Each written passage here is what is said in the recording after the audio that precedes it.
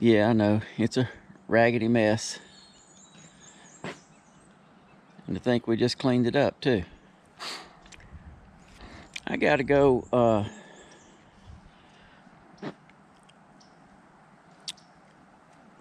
got dirt dug up everywhere. I gotta go work on a pond levee. Beavers did me a favor and cut 2 levees back there. I'm not trying to do a real good job today anyway. I just want to put some sackcrete underneath where I had put a pipe. And I got my iPhone, and if you could see how many. The good thing about this is it will tell you if you have your platform set up right, it will tell you your messages. It'll through PNs, push notifications. So no matter where I'm at on the tractor or back there cutting wood, or no matter where I'm at, the computer is still communicating with me, and then I can make decisions. It'll send the decisions it thinks, of course, things that I have programmed, and then I can make the final decision where buy or sell. But the phone will probably go off. It's a long ways back there. The phone will probably go off 5 times by the time I get back there. You have to put it on vibrate, especially if you're doing chainsaw work or tractor work or dozer work or anything like that, because you'll never hear it. Let me get this loaded up and I'll show you what I'm up against. These tractors like this, that bucket, now most everybody wants that big bucket. On that backhoe back there, that bucket's almost as big as this tractor, and it moves a lot of dirt. That's what everybody wants. But the trouble is, especially on one like this is a L3301, it's so light on the rear end that if you don't put something back here, like I got that right now, you just about have to put water in your tires. Because what'll happen is it'll actually tilt forward, and it'll lift the rear end clean off the ground, which that's no problem right here. But maybe if I stop off back there, I'll show you a spot where it is a problem. And I'll probably stop off at several deer stands along the way too, being this is just a joyride. Let me get cranked up, and while I'm running, I'll tell you the secret to the Forex market. Of course, it might be hard to hear, but I'll explain it to you.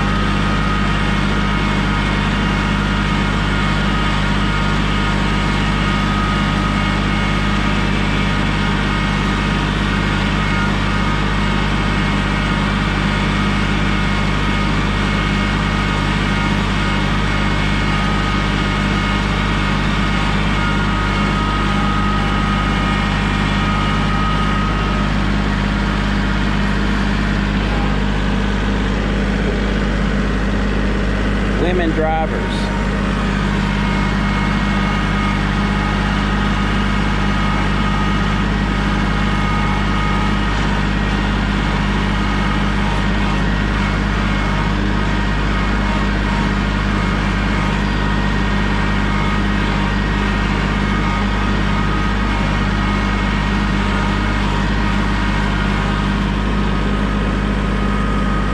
truck on layaway.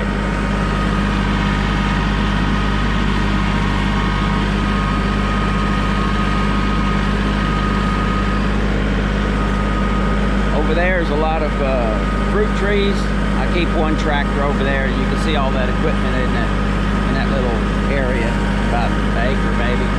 I just have the equipment lined up around that. Ford 3000.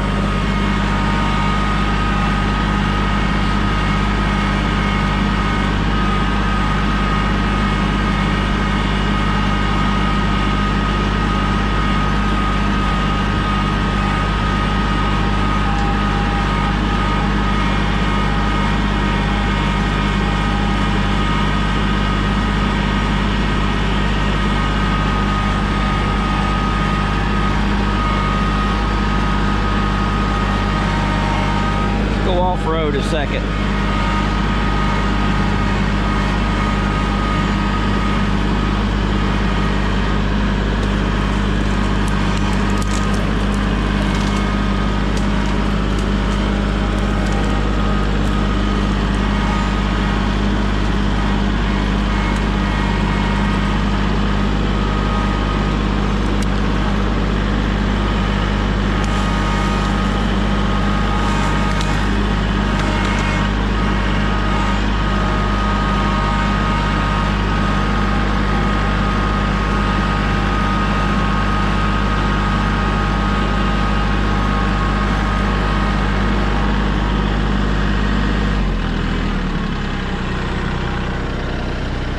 That right there is a house from the 1800s. I tore it down and built it back, post and beam, all wooden pegs. And I just got some kind of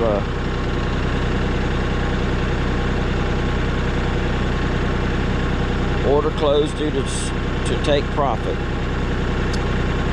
12.55. The Euro USD must have fell at 12.55 CST. Now, if that would have sent me an order and said something like the Alma across the TSR, I'd be interested in doing something else. But that's just a take profit hit. And there'll probably be 10 times before I get done. There's no way. If I did the whole loop, it would take 8 hours. There's no way that I'd be able to go the whole route. I'll go as far as I can today, and I might end up just every day just going a different route, just so people that are on lockdown can have kind of a something to look at, maybe. Waste their time. Maybe the TV's off or something. We call that the Blair House. I don't know if you could hear me, but that's a house from the mid 1800s. It's all post and beam wood pegs. It was a pain to take down and to put back. House built, log cabin or anything like that, you have to take it apart in exact reverse order that you put it up, that it was put up. And where I made my mistake was I took the roof off and it rained. And what happens is those wood pegs and everything will swell up. That hadn't seen rain in 100 years. And it made it a lot harder to take apart. Still got it, and it's still put back together. Probably be there another 100 years. This is the Blair Pond down here. It's called the Blair Pond because of the Blair House.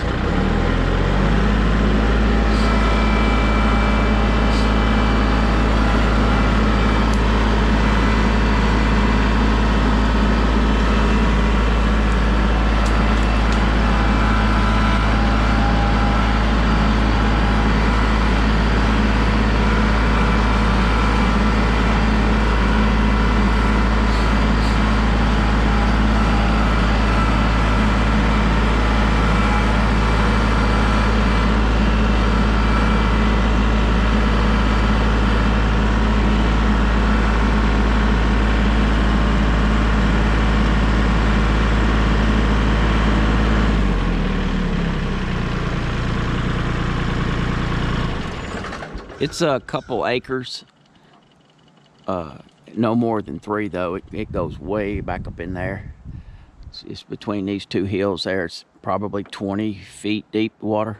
Something just struck right there. Probably 20 foot deep out there at the deepest. Most of it is not that deep. What is that? Something's... Might be a wood duck. Might not have been nothing strike. Might have been a wood duck took off.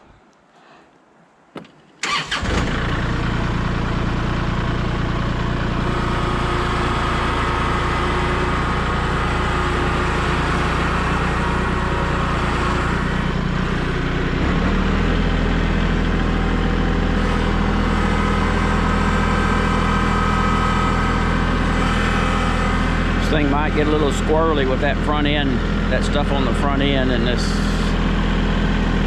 way past being level here.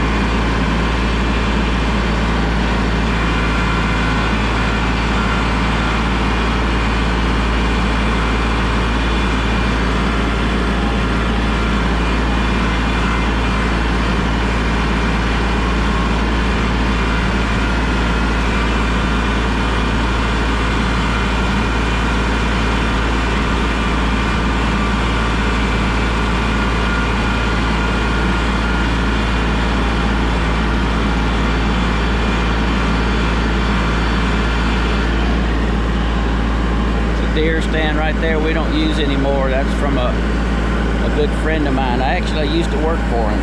He died. We just left the deer stand there in that tree. That used to be his favorite deer stand, hunting on that line right there.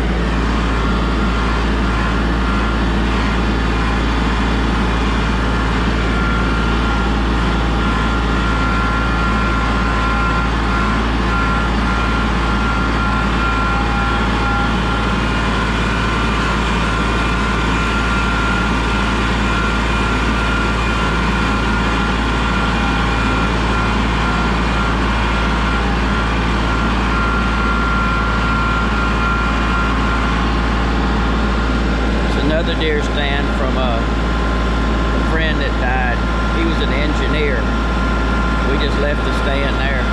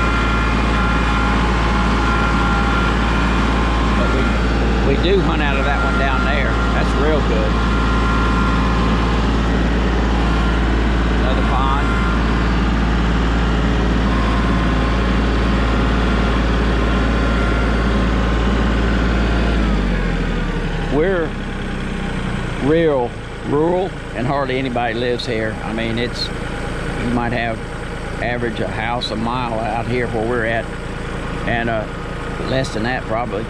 And the power lines don't go along the road like most people. Ours just go through the woods, because they just kind of ping pong from house to house to house to house through the woods.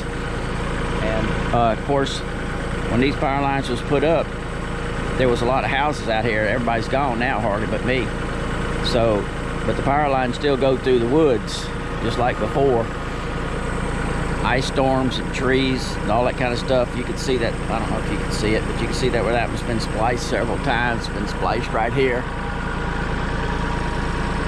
Might be hard to see. See all them splices down there across the pond been spliced. That's from trees. I try to keep most of the trees cut back, and if a tree is bad, I'll go ahead and cut it down. But still, the storm come through, and you just it'll blow down even good trees.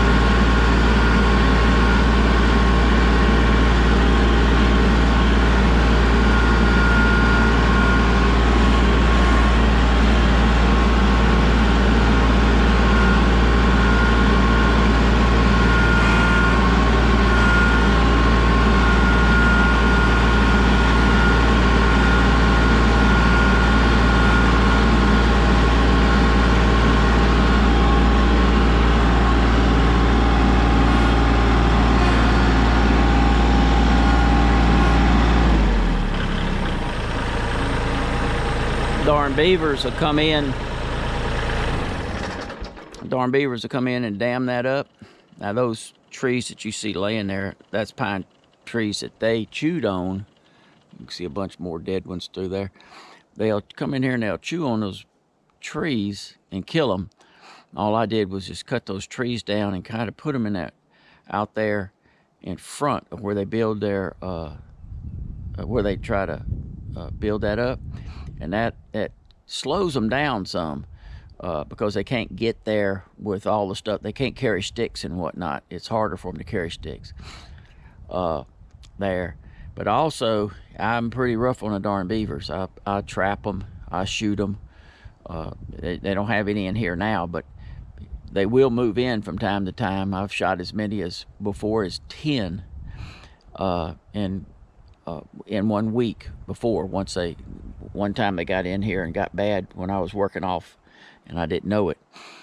And what we're fixing to go see here now is some of the damage they did during that time. There's a big old culvert down there. You can't really see it because of all the pine straw and all. But this drains into the culvert and then goes down to another pond down there. All that mud mess there and all that mud mess here is where I've been moving dirt, fixing this thing that we're fixing to see. And again, I'm not going to fast forward this because it's primarily for people locked in and you know, for the coronavirus, just to have something to look at. Ordinarily, you'd probably fast forward through a lot. There's an old dozer back in there someplace. I keep one dozer over here on this side of the road. That way I don't have to move back and forth. It's a pain driving them things across the road. There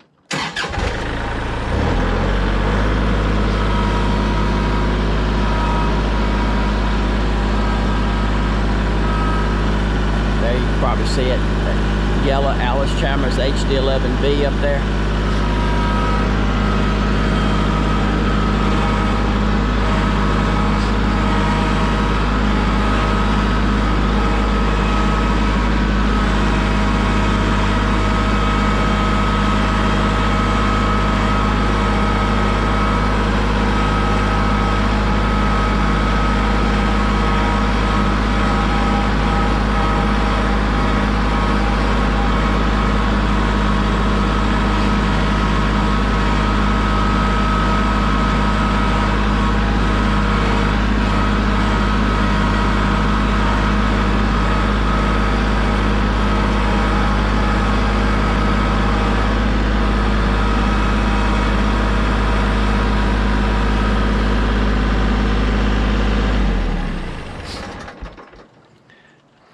I don't know if you can see those geese out there. It's and in this they're on that. There's two of them out there. They're going to make a nest this year, I guess. It's rare that we have geese stay here.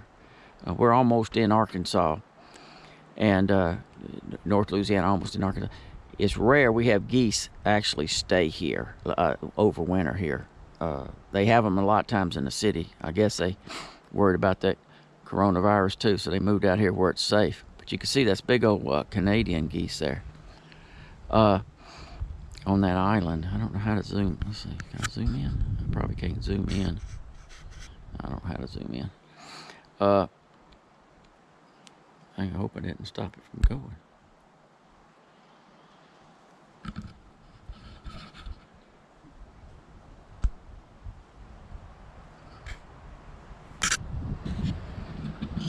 But anyway, they're making a nest out there on that island. This don't usually look like this, all muddy. Usually it's real nice and pretty, just like that, just like you would think a levee would be. See how that beaver cut that darn thing down there? It's muddy because I've been going back and forth and back and forth and back and forth hauling 5 or 6 darn dump truck loads full of dirt to fill in this hole where the beavers washed it out on me. There they go. Now maybe you can see them. But they're nesting here this year for some reason. Hopefully I don't scare them off.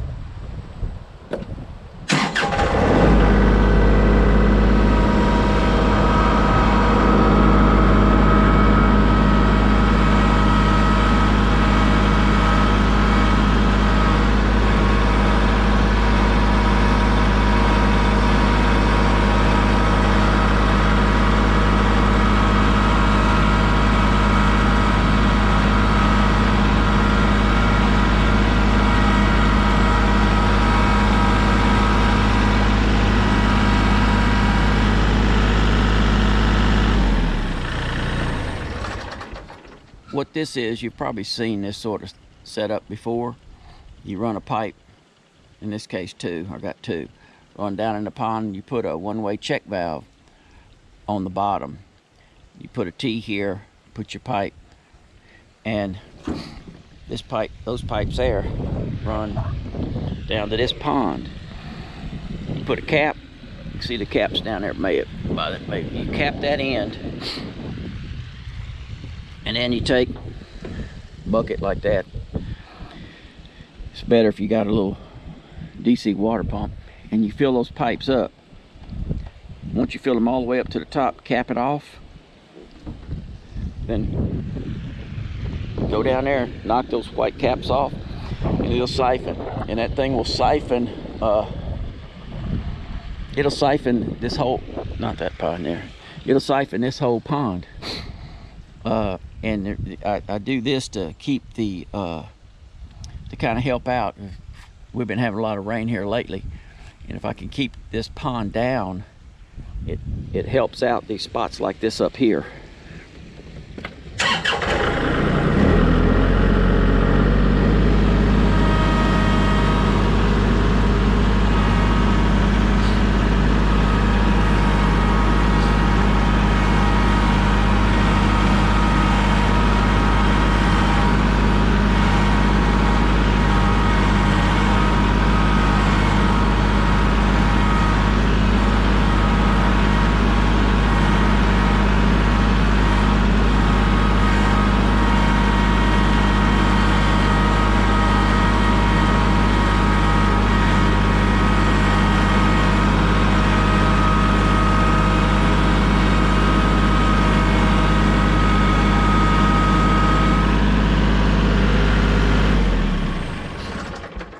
I know you can't tell the distance, but that's about close to 20 foot down there to the bottom.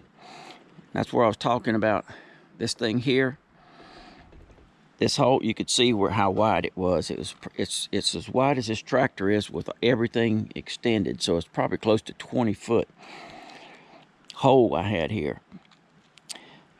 When I came up to the edge with the load of dirt, I mean, I'm 20 foot over the bottom because all this I had to fill in, all this I'm running on.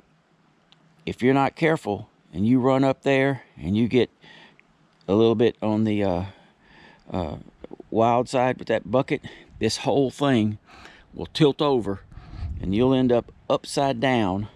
Nothing to stop it. Once it starts tilting, it's going over, and it's going over on top of you. You'll end up with a headache and a half.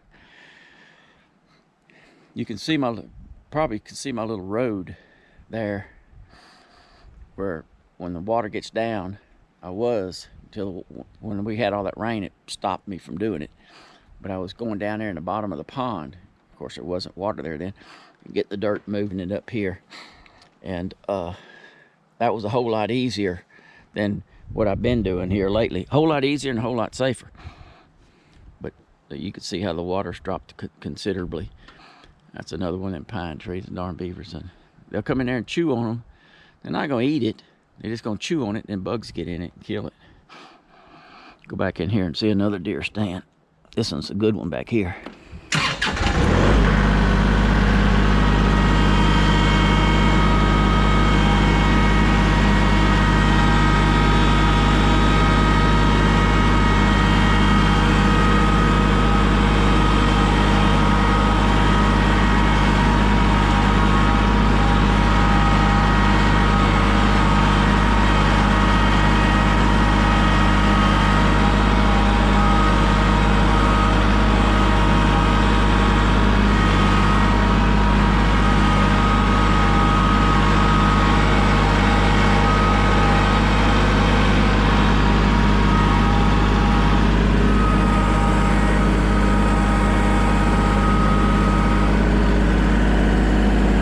Pigs right there rubbing that dirt, that mud on that pine tree. And you can see those trees back there where that beaver had stripped all the dirt, all the bark off.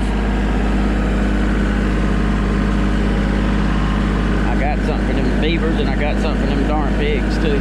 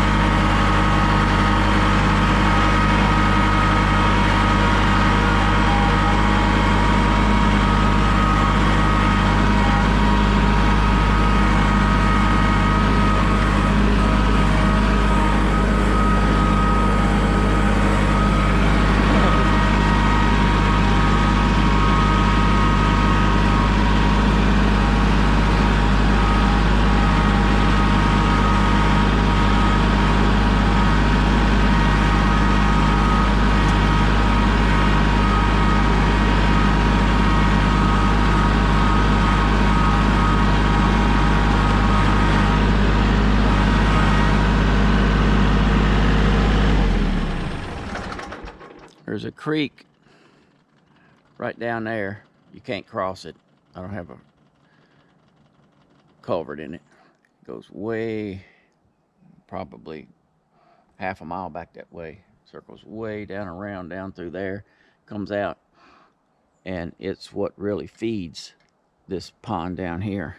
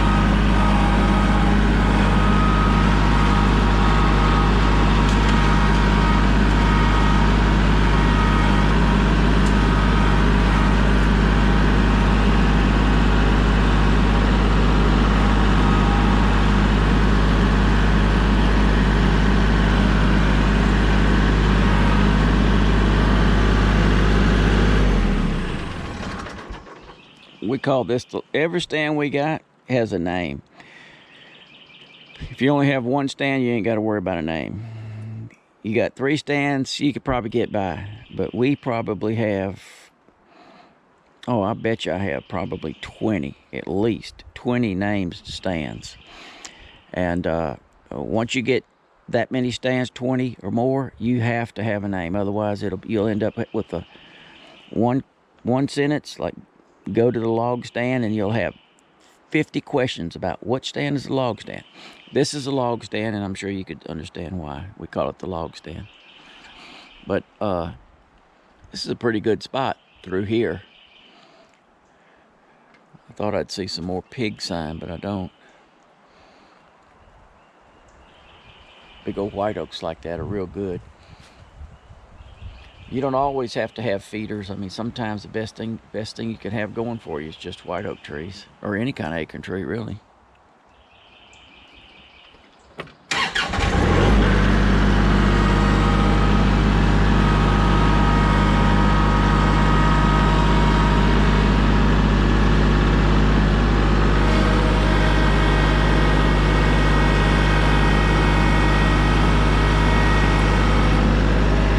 Cross that creek even when it's dry. The road does go up that way.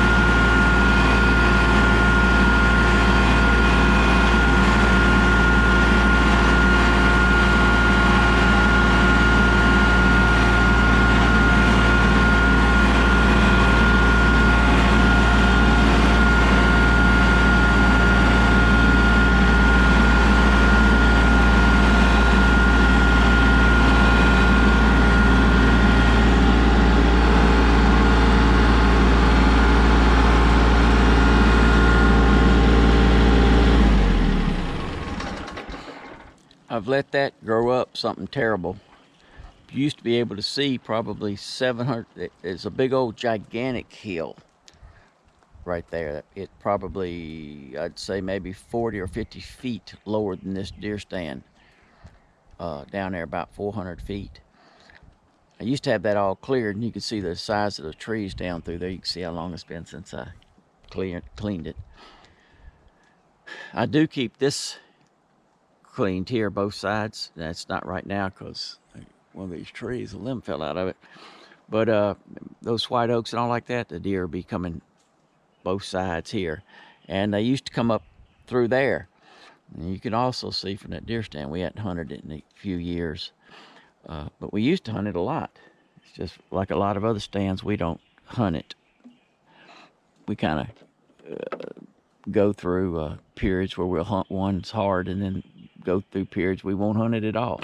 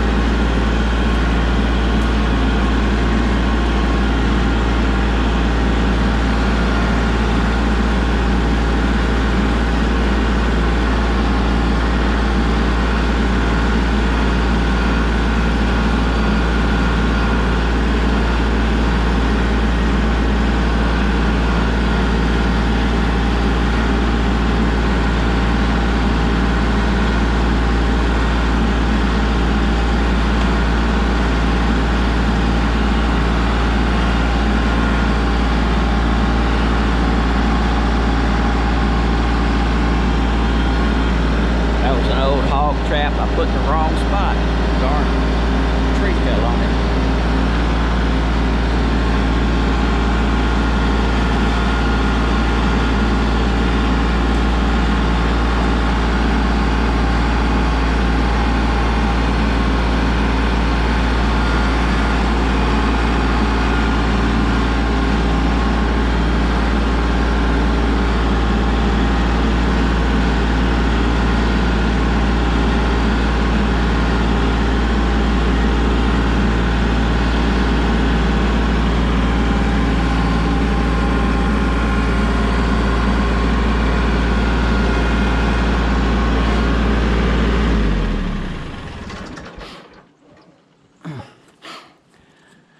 Some people might recognize that stand. I put it out this year. That's one of the ones I was hunting in. I posted pictures of it. This field here really shouldn't have water running through it like it does. It has water running through it because I'm working on those spillways and all like that. So I got water running through it. Most time it doesn't. Way back over there, you might be able to see some red, orange flagging, and there's a tree back over there. It's just about finished blooming.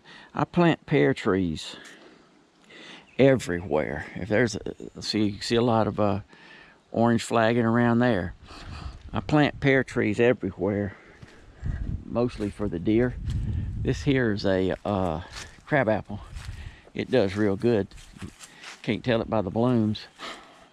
And that's another pear. It'll be loaded down. And that's a wild plum there. It's kind of tart tasting. Right there is my, used to be my bow. Uh-oh, I don't know if you just heard that. That's the good thing about MetaTrader. It'll let me know anytime something's going on. Another one closed due to take profit. that used to be my bow stand, but when I put the hog trap here, the advantage for that to be in a bow stand was this pear tree and that plum tree. And once I put the hog trap here, that kind of, it blew that out the water. And still, we call those lock-ons. I get up there and let me go around there. I know people laugh at me for deer hunting and trading 4X in a deer stand, but I do. Now you could probably follow, it's about, well, it's right at a mile from the house back here. Well, it is a mile. Go to the corner of my property is those biggest trees right back there, and that's 1 mile. You see how I have that little platform up there? That's where my computer would be. And I'd be sitting there 4X trading or whatever, right there, and just as happy as I could be. That stands, if you don't, I don't know if you could see how that stand has grown into the tree. It's been there probably 7 or 8 years, and it's grown into the tree. If you don't back the chains off, they'll grow into the tree. You have to come every year and back the chains off and let that tree grow. But anyway, this is one of those hog traps. And you'd be surprised. It takes a while for the grass and all to grow over and to help hold that down. But even so, when those hogs get in there and you trap them and they hit this fence, I mean, they will bend the tar out of it. I mean, this right here is probably from one trying to jump over or something. They can jump over. I take, most of it is telephone poles, but I take and I build this, and I just use a 4-foot sheet of plywood. The higher you can get that trapdoor, the better. And I have all that set down in the ground, so when that plywood comes sliding down, it goes down, and they can't push it past this little stop. And of course, they couldn't push it by that, then I can be pushing that way. That's treated boards. So they're pretty much locked in there. But I have had them bust this out. They busted out here one time.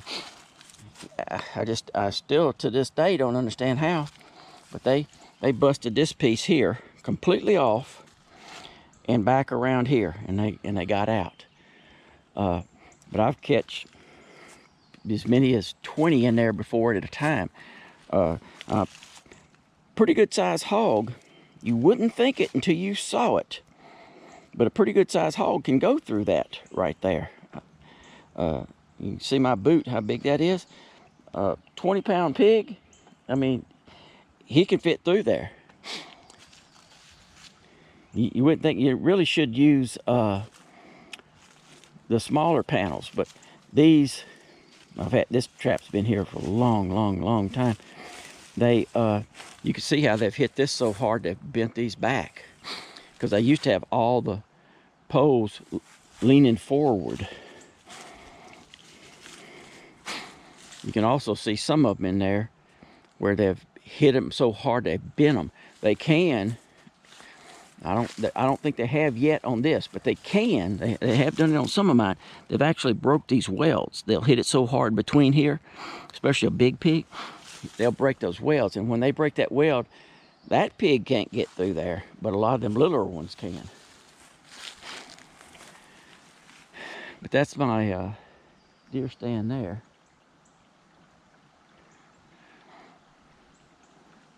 Deer stand and hog stand also. I think I got I'll see if I can't find it. The stand that used to be here, I just put that here this year. The stand that was there was out here further, about where all those blocks are there. That's the one. I think I got a video someplace of me shooting hogs in this thing. What I'll do is when I trap them, I'll go and I get that in that stand, not that one, but the one that was there, and I'd sit in there with that 17 caliber. And at 17 caliber, you can hit a penny at 300 foot. I mean, every time you can hit a penny. And I just sit there till I could get a good shot at them, and I just shoot them one at a time. That way they never got wise to you. I mean, they may holler a little bit, but they're not going to, when you hit them in the head like I do, they're not going anywhere. Well, except straight to the ground. And here, cell phones didn't used to work out here. Nothing worked out here. We're in the middle of nowhere here. Here lately, because of some kind of government subsidy, the cell phones work. That's why I used to have local dial tone back here, dial-up. I actually had dial-up. But I can sit here right now, pull that up, chart.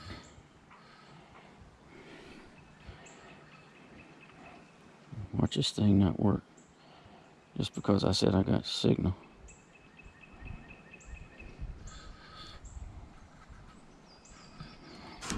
I have to put it down.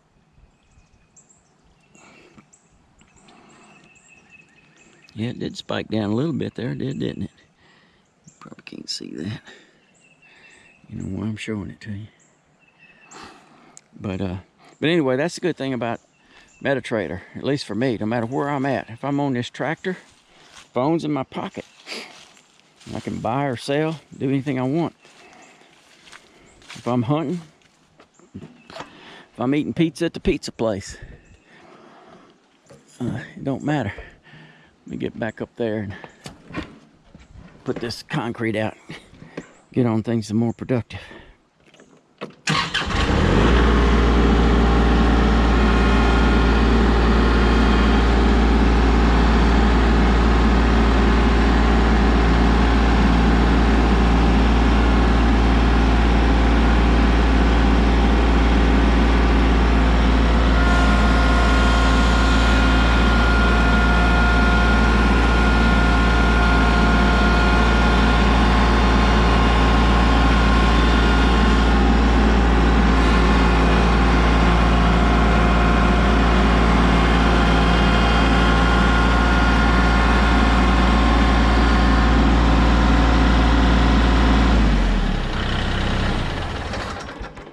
That right there is where we put out salt and minerals and all. And I'll take a 25-pound block and just throw it in that water. It'll melt in a couple days. Most of the time there's not water there. There's only water there now because it's rained. But I have this same setup, salt, minerals like that, in other areas where it's like, say maybe out here where you can see it. And you, Google Maps, you can, of course, you could actually see my deer stands too on Google Maps. You can see almost every deer stand on Google Maps. But not, well, you know, Google Earth, I guess. But those holes will be so big that you could see them easily on Google Earth. I mean, that deer will sit there, deer, everything, squirrels, deer, turkeys. There's not a single animal, I don't think, butterflies, there's not a single animal. Surprised there's no butterflies there right now. It's not a single animal that won't go to that salty water. I mean, every animal does. And they will sit there and they'll eat back. It's probably hard to see, but they've eaten back. And they'll end up having that hole. I mean, I have some of them probably 10 foot across and 2 foot deep. They like clay. That right there is sandy dirt. They don't like sandy dirt. They rather clay. They'll sit there and they'll eat clay. I mean, just sit there. You'll see them sitting there chewing it just like it was a candy. But that just happens to be where I started putting it long ago, and so I hadn't changed it.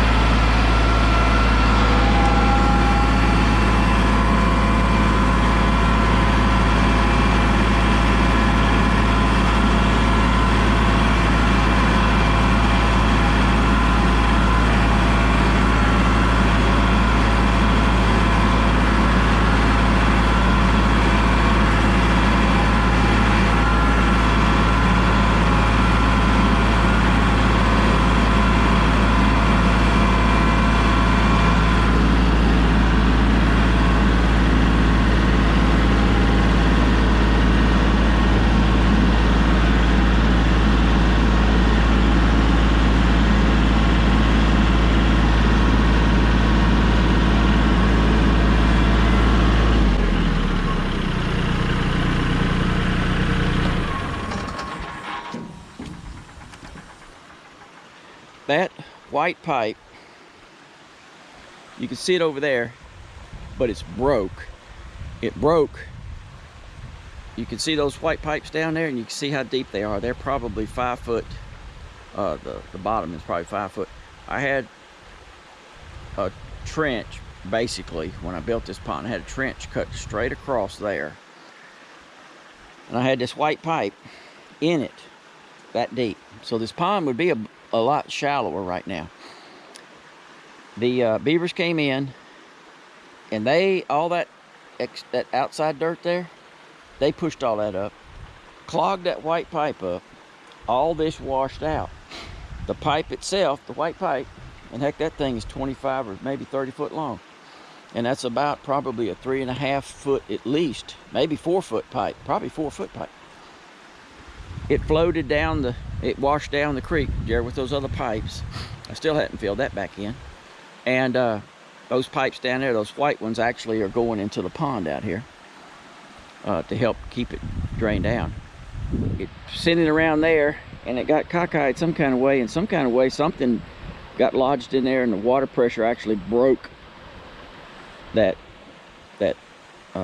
culvert, and it got lodged down there some kind of way. Now that's not really the strongest culvert in the world, I'll have to admit, but what I had to do was first fill that all in, then come over here and dig down another, but higher this time, another trench, and set that pipe in and backfill it. And what I'm going to do now is take this sackcrete and put there, and I'm going to make kind of like a sluice thing, if you know what that is.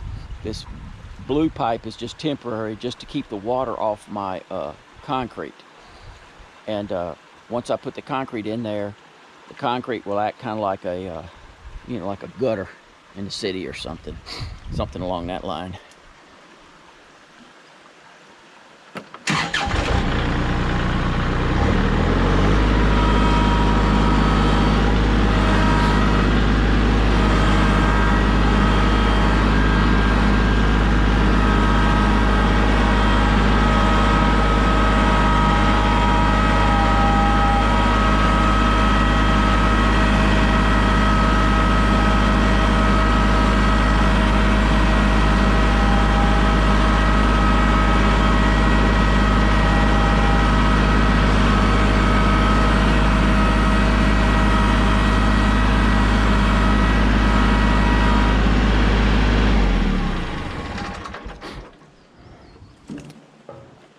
Wasn't sure if this is going. I'm happy that it's not flowing. Wasn't sure if it was flowing, but you can see this hole right there, and you can see the water. Now I've dropped the water level. The other day when I first started on this back here, water was just shooting out of this like a and you could see how it's all clean down through there running. It was like it's a artesian well.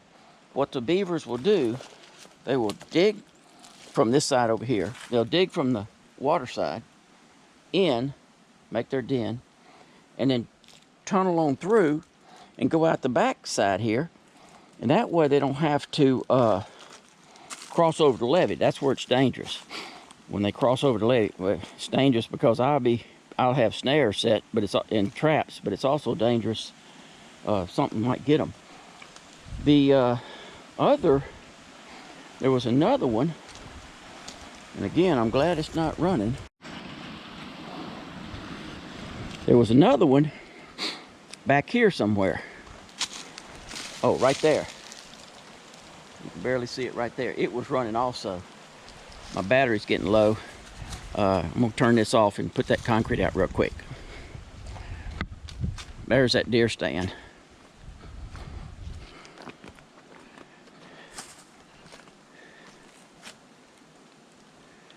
There's the log stand back over there. It's hard to see, but it's straight back over there in that inlet.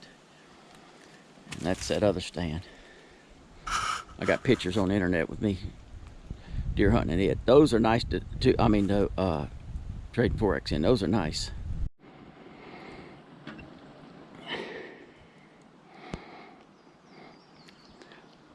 Probably won't have enough battery to show putting in the Sackcrete, which is probably pretty good because everybody be laughing at me. Uh-oh, fish taken out there.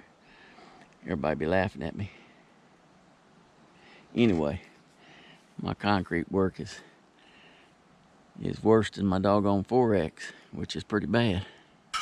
And this is what the inside of these deer stands look like.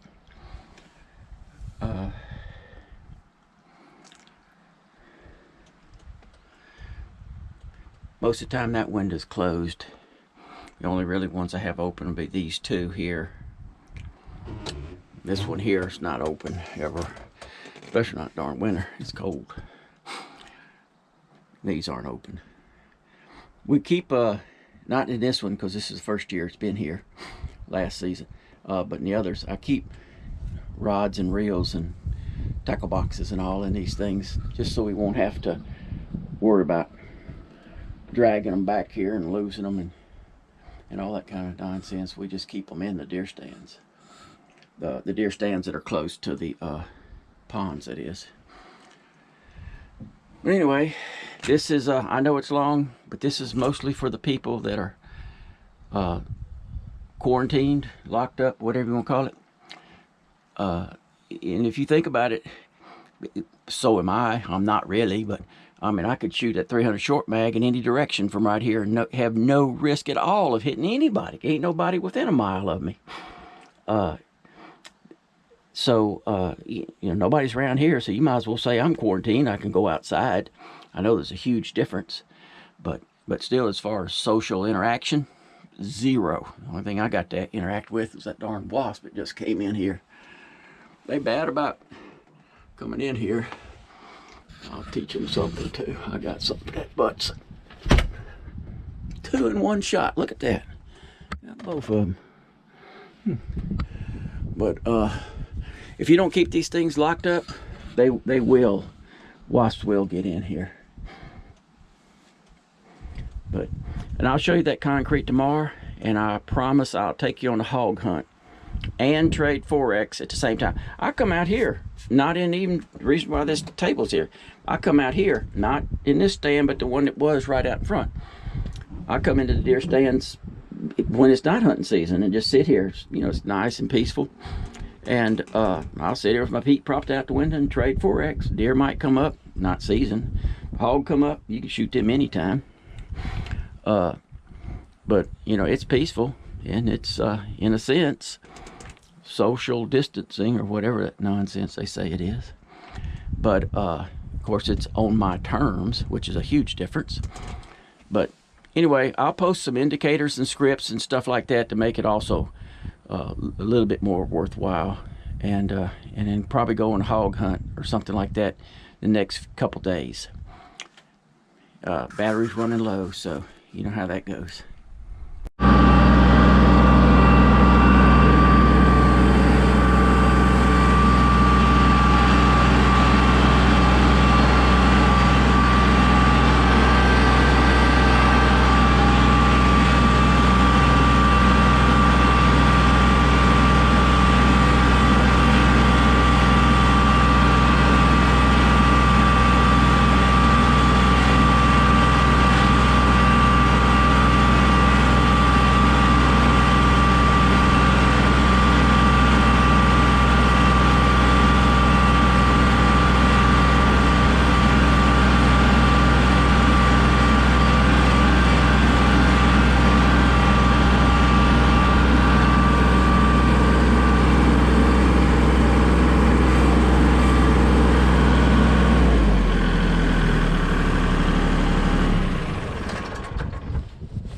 Another old stand we don't use anymore. I need to come in here and take the parts. There's good parts to it. That down there is the what we call a $1,000 stand. That's cause when we bought it, it cost $1,000.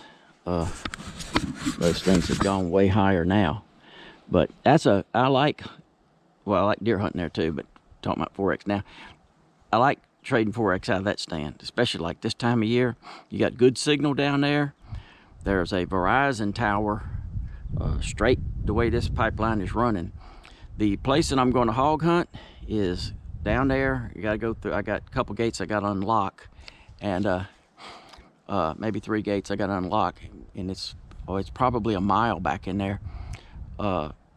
That's where I'm going to talk about hog hunting, and I'll take my laptop and everything. I'll be set up down there just like I normally do, but I'll be in the bad boy buggy. But that stand right there is the $1,000 stand. The one that was back there on the pond levee, we simply call that the pond levee. And but this is